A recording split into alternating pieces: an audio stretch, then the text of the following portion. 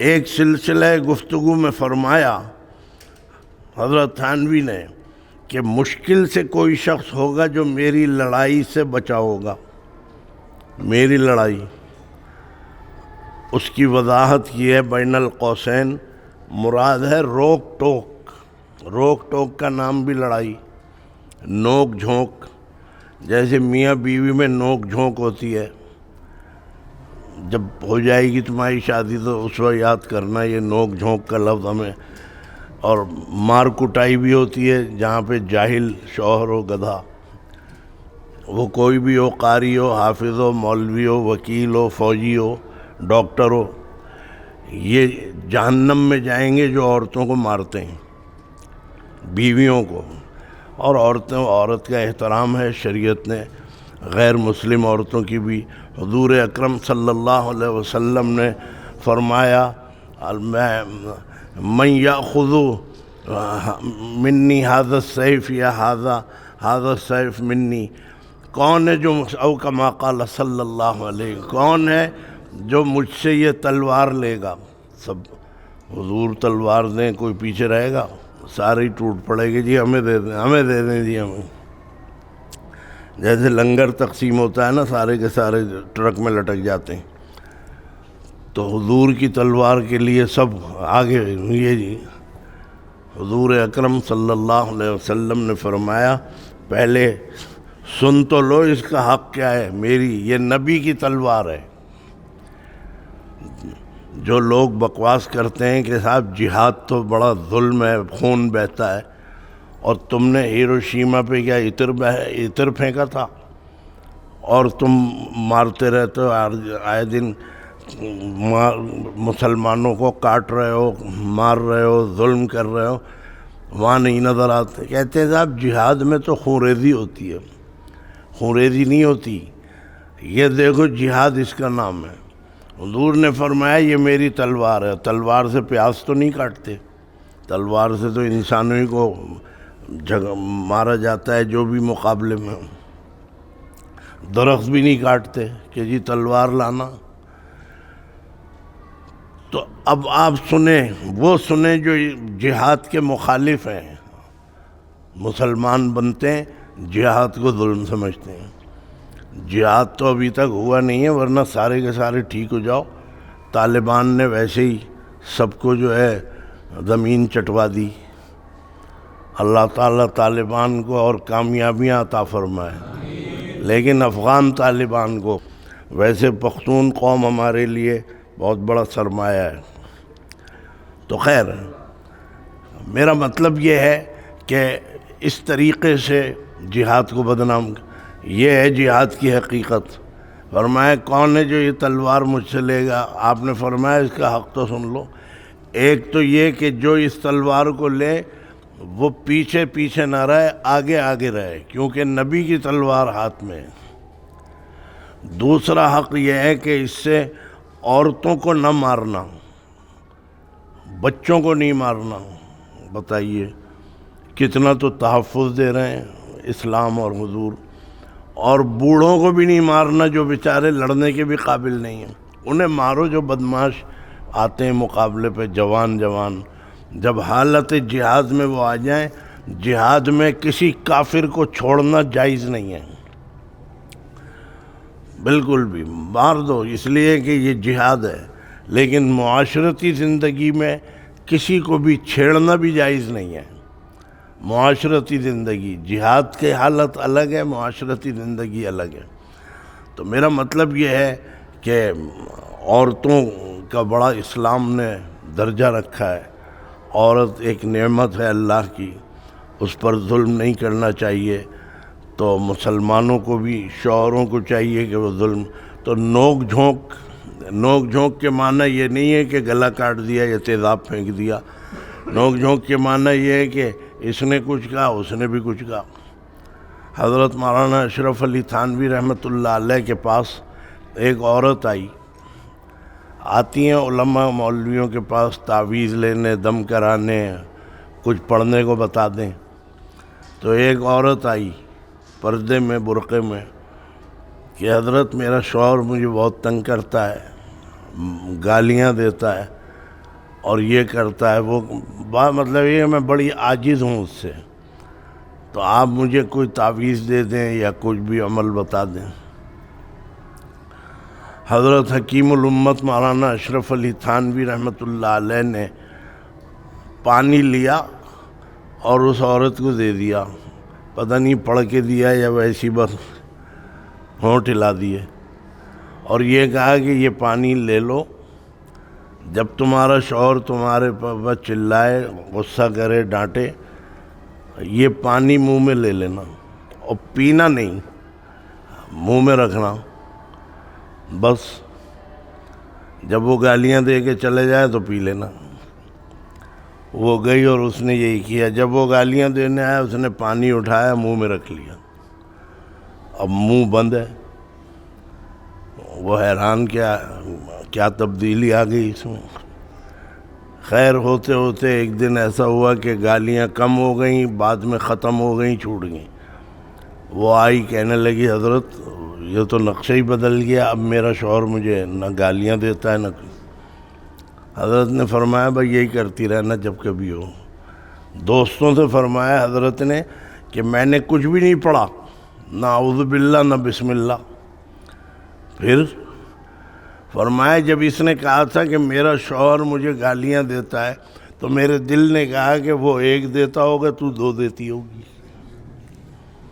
پھر وہ دو دے گا تو تم تین دو گی، تو یہ تو جھگڑا بڑھے گا، ختم تھوڑی ہوگا۔ فرمایا میں نے سوچا میں شوہر کو کیا سمجھاؤں، اس کو ہی ایسا علاج کر دو، پانی رکھ لے، جب منہ بند ہوگا تو زبان بند ہوگی، جب زبان بند ہوگی تو جھگڑا ہی ختم ہو جائے گا۔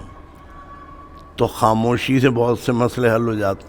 تو نوک جھونک، حضرت تھانوی فرماتے ہیں میری لڑائی، جس کو انہوں نے فرمایا روک ٹوک کرنا، شریعت کے خلاف، اخلاق کے خلاف، اصول اور قواعد اور ضوابط کے خلاف، یہ روک ٹوک کرنا جو ہے حضرت تھانوی کا بڑا مشہور ہے۔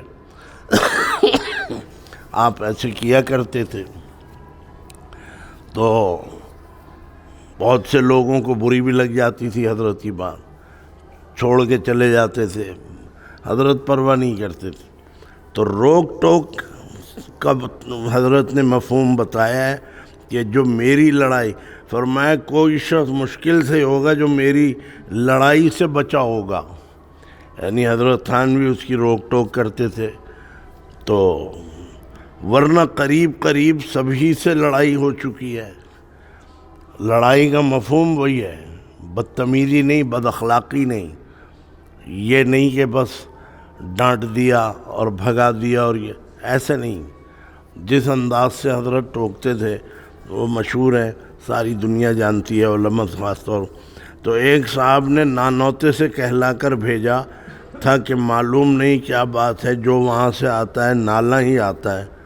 نانوتا ایک جگہ ہے، حضرت مولانا محمد قاسم صاحب نانوتوی رحمۃ اللہ علیہ بھی وہیں پیدا ہوئے تھے، تو دارالعلوم دیوبند بھی نانوتئی والوں نے بنایا تھا دیوبند میں جا کے۔ خیر،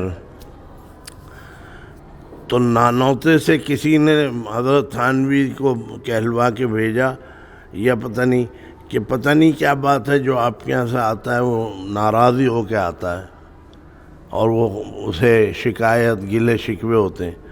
میں نے کہلا کر بھیجا کہ مجھ سے آ کر پوچھے کہ جو آتا ہے وہ نالا ہی کرتا ہوا آتا ہے، یعنی یہ تو بتاتے ہیں کہ جی انہوں نے یہ کیا، انہوں نے یہ کیا، یہ نہیں بتاتے کہ میں نے کیا حرکت کی۔ یہ ہے بات سمجھنے کی۔ ہر حقیقت کو چھپا لیتے ہیں لوگ، اپنی وہ باتیں بتائیں گے جس سے ہمدردیاں حاصل ہوں۔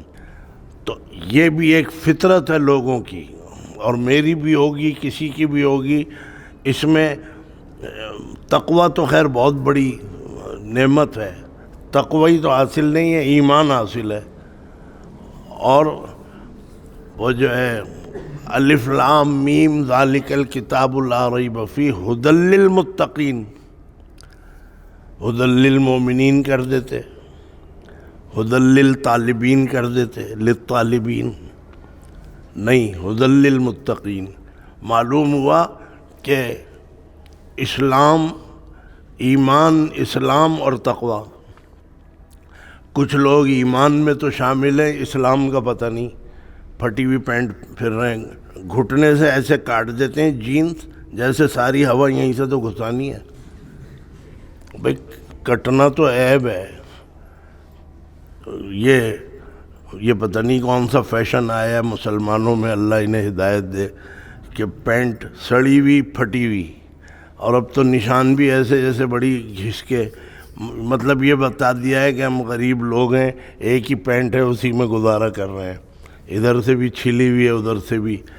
اللہ تعالیٰ مسلمانوں کی وہ ہدایت عطا فرمائے. یہ اس آیت کا مصداق بن رہے ہیں، وَلَن تَرْضَىٰ عَنْكَ الْيَهُودُ وَلَا النَّصَارَىٰ حَتَّىٰ تَتَّبِعَ مِلَّتَهُمْ. تفسیر مولانا عبدالعلیم صاحب سنائیں گے کسی دن. میرا مطلب یہ ہے کہ پھٹی ہوئی پینٹ پر فخر کر رہے ہیں.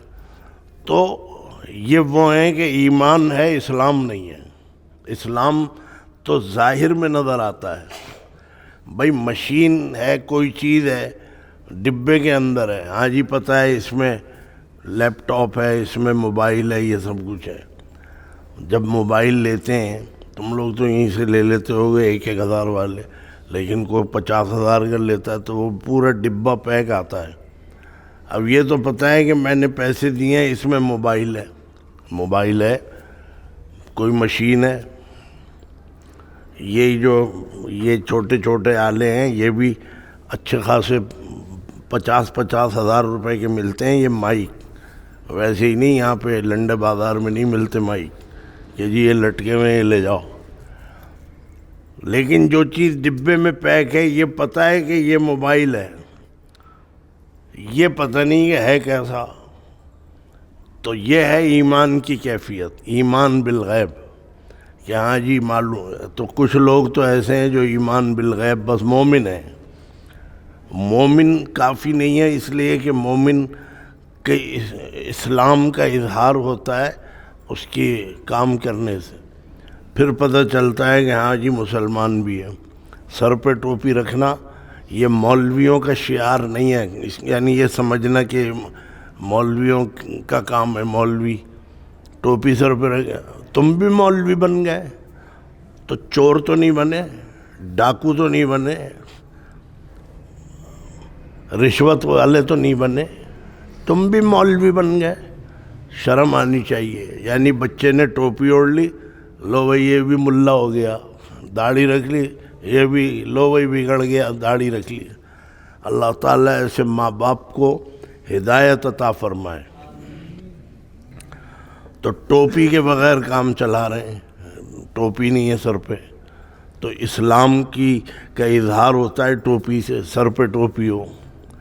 لوگ سمجھتے ہیں بس یہ تو مولویوں کا یونیفارم ہے، رشید سن سے لائیں مولویوں کا یونیفارم، تو مولویوں کا نہیں ہے. ٹوپی سر پہ رکھنا یہ سنت ہے سرکار دو، سب کہہ دو صلی اللہ علیہ وسلم. یہ مولویوں کی سنت نہیں ہے، یہ علماء کی سنت نہیں ہے، یہ تبلیغی بھائیوں کی نہیں ہے، یہ صوفیوں کی نہیں. یہ تو سنت ہے حضور اکرم صلی اللہ علیہ وسلم کی ٹوپی. اور ٹوپی بھی جو مسلمانوں کی ہو، کم از کم قابل قبول تو ہو، قبول صورت. ہیٹ اوڑھ لیا وہ بھی سر پہ ہی رکھا جاتا ہے. من تشبہ بقوم فہو منہم او کما قال صلی اللہ علیہ وسلم. جو کسی قوم کی شباہت اختیار کرے گا وہ انہی میں سے اٹھایا جائے گا. تو ہیٹ، یہ کیپ بھی بہرحال اس پہ بھی لعنتیں بنی ہوئی ہیں کیپ کے اوپر، لیکن سجدے کے وقت میں جو ہے پیچھے کر لیتے ہیں اسے. چلو وہ بھی غنیمت ہے اگر اس پہ کچھ لکھا ہوا نہ ہو. لیکن ہندوؤں کی ٹوپی ہوتی ہے نہرو کٹ. نہرو کٹ ایک ٹوپی ہوتی ہے جو اکثر ہندوؤں کی نظر آتی ہے، سفید سی ہوتی، بھی سفید ہی ہے، اور بھی پتہ نہیں کس کس کی. تو ٹوپی سر پہ رکھو، یہ نہیں کہ جی تھانوی صاحب جیسی ٹوپی یا صاحب وہ مولانا ضیاء القاسمی صاحب جیسی ٹوپی. اتنی بڑی ٹوپی ہے کہ جب رکوع میں جائیں گر جائیں. ایسے بھی ہمارے علماء ہیں جو اتنی بڑی بڑی ٹوپیاں ہوتی ہیں، بہرحال وہی سنبھالتے ہیں، لیکن مطلب یہ ہے کہ مسلمانوں کے ہاں جو قابل قبول ہو وہ ٹوپی رکھ. اور پھر ٹوپی کا مسئلہ یہ ہے کہ یہ صرف نماز کے ساتھ خاص نہیں ہے، عام حالات میں بھی مسلمان کو چاہیے کہ سر پہ ٹوپی رکھے. عام حالات میں یہ مسلمانوں اسلام کا شعار ہے، یہ نماز کا یونیفارم نہیں ہے. گردن تو ہلاؤ کہ ہاں جی سمجھ میں آئی. میرا مطلب یہ ہے کہ اس کو نماز کے ساتھ، اب وہ نماز میں بھی چھوڑ دی کہ جی اسلام تو بڑا آسان ہے. تو اسلام آسان ہے تو پھر جتنی چاہو سہولتیں حاصل کر لو. ان سہولتوں میں دور جاہلیت میں یہ بڑی سہولت تھی کہ انہیں بیوی کی حاجت ہی نہیں تھی، بہن، بیٹی، بہو اور تھا ماں تک سے. تو یہ سہولت تو بڑی اچھی تھی دور جاہلیت کی، یہی کر لو کہ جی یہ سہولت ہے جی. ورنہ مولوی ڈھونڈتا پھرتا ہے، رشتہ ہی نہیں ملتا اسے. کہتے ہیں جی مولوی ہے اس لیے ہم نہیں دے رہے اپنی بیٹی، اور چرسیوں موالیوں کو دے دیتے ہیں. تو ایسا مولویوں سے نفرت ہے کہ بیٹی تک بھی نہیں دیتے. تو آج مولوی کا رشتہ ہونا مشکل ہو رہا ہے لیکن اللہ تعالیٰ بہرحال کروا دیتے ہیں. مولویوں کی بھی بیویاں آ جاتی ہیں. بلکہ ہمیں تو یہ کبھی کبھی خیال ہوتا ہے یار ہماری تو ایک ہی تھی، وہ بھی نہیں رہی، اور اب بھی تین چار ہیں مولویوں کے پاس. ہوں گی بہرحال حلال ہیں، جائز ہیں 4 بیویاں وقت واحد میں رکھنا. لیکن میں آپ کو یہ بتا رہا ہوں کہ ٹوپی جو ہے یہ سر پہ رکھیں تو یہ شعار اسلام میں ہے. تو اس سے پتہ چلتا ہے کہ یہ بچہ، یہ بندہ مومن، یہ مسلمان ہے، مومن بھی ہے مسلمان بھی ہے. لیکن مسلمان ہونا کافی نہیں، یہ شہادت گاہ الفت میں قدم رکھنا ہے. علامہ اقبال کہتے ہیں یہ شہادت گاہ الفت میں قدم رکھنا ہے. لوگ آسان سمجھتے ہیں مسلمان ہونا، بس جی مسلمان ہیں، کھال کٹوا کے مسلمان ہو گئے سارے کے سارے. تو ایسے تو یہ تو چھپا ہوا اسلام ہے، کون جھانکتا پھرے گا کہ مسلمان ہے بھی یا نہیں. تو اس لیے اسلام میں جب داخل ہو، اسلام کا دین مذہب تمہارا ہے، تو ویسے تو ماں باپ سے ملا ہے، دادا سے جا کے تو لائے نہیں. اصل اسلام وہ تھا جو صحابہ کرام رضوان اللہ علیہم اجمعین نے بڑی بڑی قربانیوں سے حاصل کیا تھا. وہ تاریخ اٹھا کے ہمیں تو اس لیے مسلمان ہے کہ ماں باپ مسلمان تھے، ہمارے ماں باپ اس لیے مسلمان ہیں کہ دادا دادی مسلمان تھے. تو ہمیں تو اس طرح سے ملی ہے پائپ لائن میں اسلام کی دولت. ہم نے کوئی تکلیفیں تھوڑی اٹھائی ہیں، میں اپنے کو بھی شامل کر رہا ہوں. ہم نے کوئی صعوبتیں، مشقتیں، ظلم اور زیادتیاں تھوڑی اٹھائی ہیں کسی کی. صحابہ نے کیسی کیسی قربانیاں دی ہیں.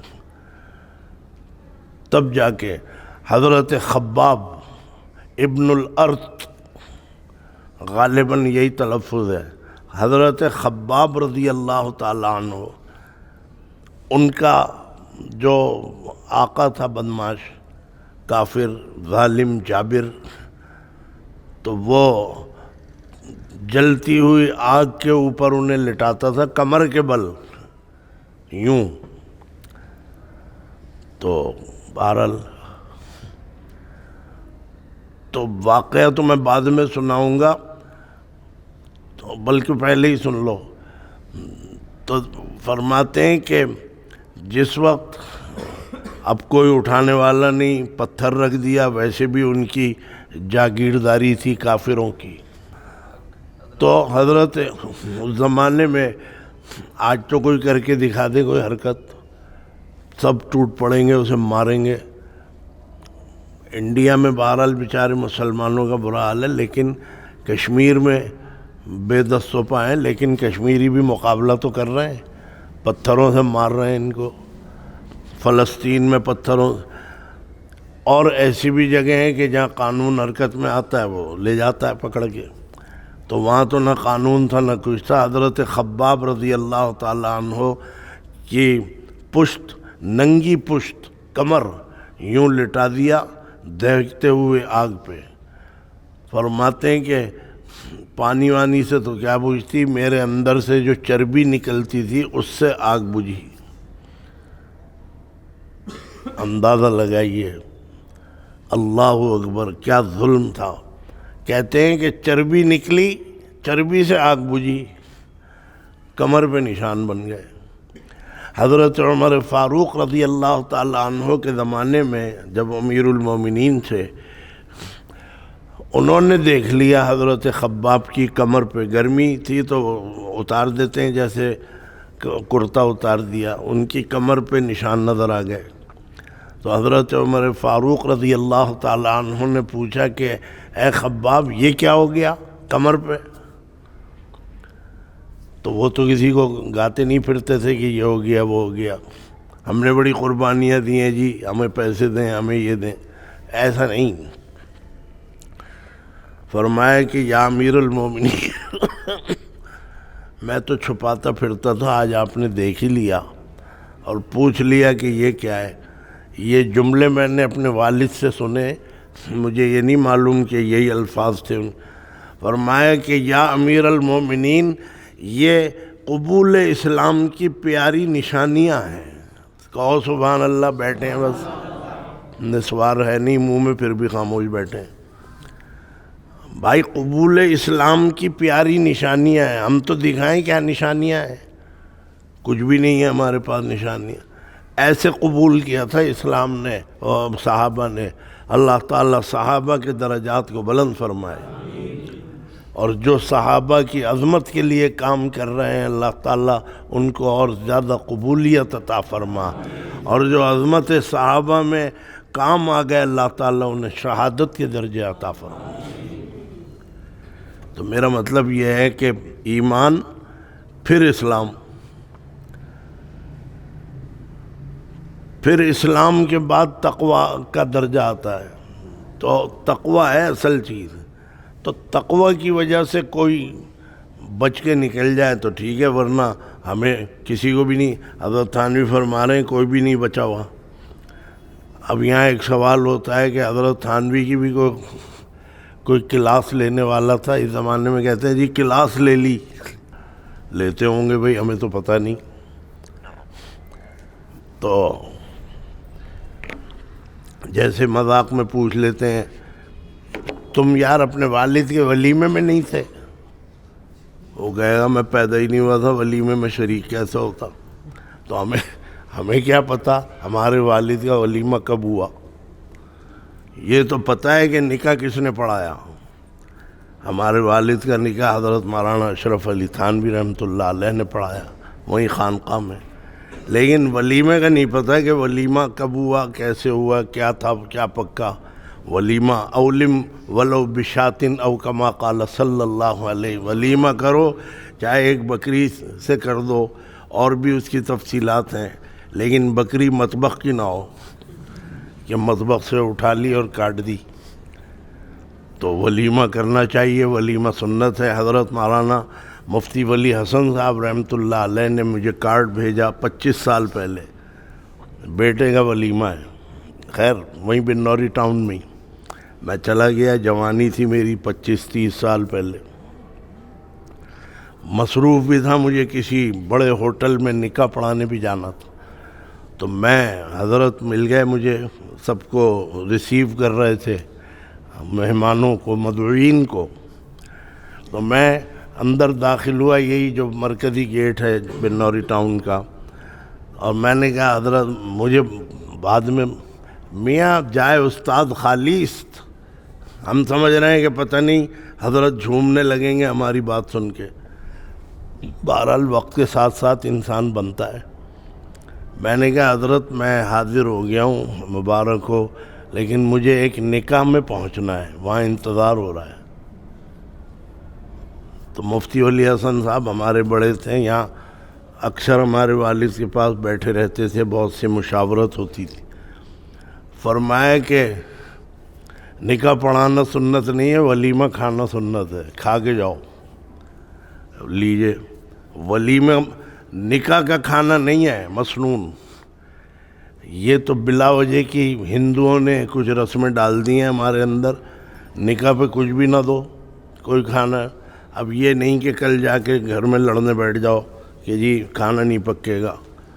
میں تو ایک بات شریعت کی بتا رہا ہوں کہ نکاح کے موقع پہ کوئی کھانا وانا نہیں ہے، مسنون نہیں ہے۔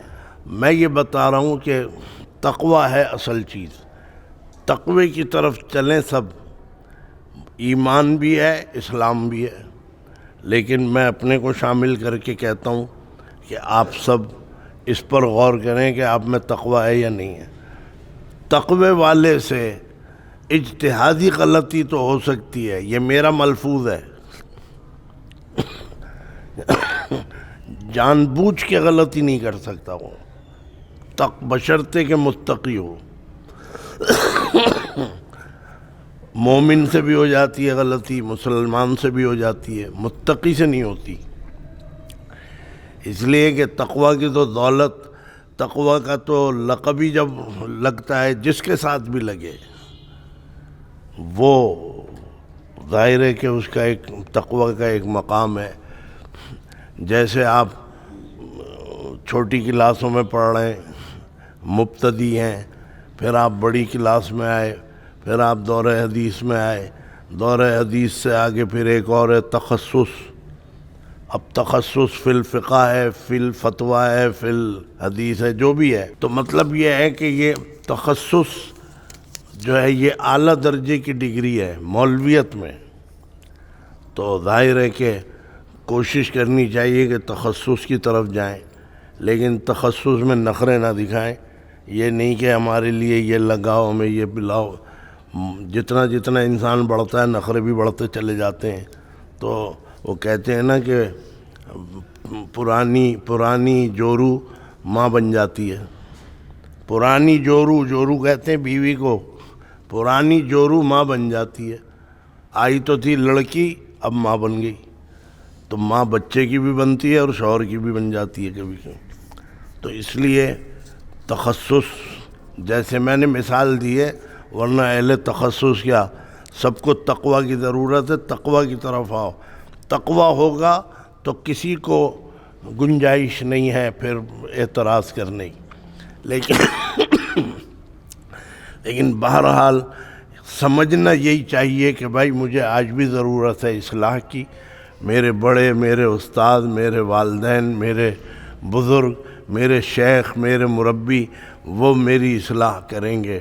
تو جیسے میں نے اپنے شیخ حضرت مولانا مسیح اللہ خان صاحب رحمۃ اللہ علیہ کو لکھا نہیں، یا پتہ نہیں وہیں بیٹھا ہوا تھا میں جلال آباد میں نے کہا حضرت میں مناجات مقبول پڑھتا ہوں، میرا معمول تھا مناجات مقبول، اردو میں پڑھتا ہوں۔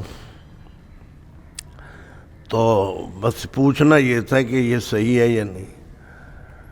فرمایا کہ آپ تو عربی پڑھے ہوئے ہیں، عالم ہیں، عربی میں پڑھا کریں۔ بس آج 30 سال ہی سمجھ لو، اس لیے کہ جامعہ احتشامیہ کا مشورہ میں نے حضرت سے ہی لیا تھا۔ حضرت نے فرمایا کہ شروع کر دیں۔ تو 30-31 سال پہلے میں نے جب پوچھا، حضرت نے فرمایا کہ آپ تو عربی پڑھے ہوئے ہیں، عالم، تو آپ عربی میں پڑھا کریں۔ اب یہ نہیں میں پوچھوں کیوں، وہ گدھا ہے جو شیخ سے کیوں کرتا ہے۔ طالب علم کو چاہیے وہ کیوں کرے، کیوں پوچھ لے استاد سے، لیکن شیخ سے نہیں پوچھا جا۔ میں جب سے عربی میں پڑھ رہا ہوں، اس کا مطلب یہ ہے کہ میرا اردو کا پڑھنا حضرت کو پسند نہیں آیا۔ مطلب یہ ہے جو میں سمجھا کہ اردو تو وہ ہے جو عربی نہیں جانتے، عورتیں ہیں وہ پڑھ لیں اردو میں، آپ تو عربی جانتے ہیں، پڑھ سکتے ہیں، قرآن کے حافظ ہیں۔ تو اب آپ بتائیے کہ یہ میری اصلاح جو ہے یہ کس نے کی ہے؟ یہ کوئی ہاشم نے کی ہے میری اصلاح، یا کوئی یہ جو ہے غنی اسٹور والے نے کی ہے؟ یہ شیخ تو اپنے اندر کمی سمجھنا چاہیے کہ مجھ میں ہے کمی۔ اپنے کو کبھی آپ کامل درجے کا نہ سمجھیں، وہ سب سے بڑا نقصان میں ہے جو اپنے کو کامل درجے کا سمجھتا ہے۔ تو ہمیں چاہیے کہ ہم اپنے اندر ہر وقت گنجائش دیکھیں کہ ہمیں ضرورت ہے۔ جب ضرورت سمجھو گے تو تو تمہاری اصلاح بھی ہوگی، اور جو کوئی بڑے بزرگ تمہیں کہہ دیں کہیں بھی تو بہرحال اس کو تسلیم کرنا چاہیے۔ امام ابو حنیفہ کی بات سنا دوں، امام ابو حنیفہ فرماتے تھے کہ جب کوئی مجھ پہ اعتراض کرتا تھا اور کوئی مجھے کسی قسم کی بھی، تو میں یہ سوچتا تھا کہ یہ اس کا اعتراض صحیح ہے یا غلط ہے۔ اگر اس کا اعتراض درست ہوتا تھا، میں سوچتا تھا جا کے بھئی یہ بات تو صحیح کہہ رہا ہے، تو فرمایا میں اپنی اصلاح کر لیتا ہوں۔ امام ابو حنیفہ اپنی اصلاح کر رہے ہیں، اور یہاں جو ہے مولانا ارشد محمود صاحب کھڑے ہیں، طالب علم کمرے سے نہیں نکل رہا، سستی دکھا رہا ہے کہ بس نکلے گا۔ تو یہ آج کے امام ابو حنیفہ جو پھر رہے ہیں ہر مدرسے میں، ان کا حال ہے۔ امام ابو حنیفہ فرماتے ہیں میں غور کرتا ہوں کہ اس نے میرے اوپر اعتراض کیا ہے یا جو بھی کچھ ہے یہ صحیح ہے یا غلط۔ صحیح ہے تو میں اپنی اصلاح کر لیتا ہوں، اور اگر غلط ہے تو اس کا مطلب یہ ہے کہ ہم اس کے لیے میں اس کے لیے ہدایت کی دعا کرتا ہوں کہ اس نے اعتراض تو کیا ہے لیکن غلط کیا ہے، یہ اعتراض اس کا بنتا نہیں۔ تو فرمایا میں جا کے کہوں ہاں جی آئیے مناظرہ کر لیں میرے ساتھ بیٹھ کے، اور دلائل کچھ بھی نہیں، سیدھا سا حضرت نے یہ نسخہ دیا ہے کہ میاں چھوڑو، جب تم سمجھتے ہو کہ اس کا اعتراض غلط ہے تو بس اس کے حق میں دعا کرو ہدایت کی کہ اللہ اسے صحیح سوچ اور فکر دے، اور صحیح اعتراض ہے تو اپنی اصلاح کر لو۔ بہرحال ملفوظ تو بہت لمبا ہے، لیکن جو باتیں ہوئی ہیں وہ بیکار نہیں ہوئی ہیں۔ دعا کریں اللہ تعالی ہم سب کو عمل کی توفیق عطا فرمائے، اللہ تعالی ہمیں صحیح معنی میں ایمان کی بھی حفاظت فرما، اسلام کی بھی ہماری حفاظت فرما۔ سب کے لیے کر رہا ہوں یہ دعا، اور اللہ تعالی ہمیں سب کو تقوی کا درجہ عطا فرما دے، اہل تقوی میں ہمیں شامل فرما۔ اللہ تعالی ہمیں ہمیشہ اپنے اندر کوئی نہ کوئی نقص یا خامی سمجھنے کی اے اللہ ہمیں توفیق عطا فرما، تاکہ ہماری اصلاح کا عمل جاری رہے۔ وصلی اللہ تعالی علی خیر خلقہ محمد وآلہ واصحابہ اجمعین برحمتک یا رب۔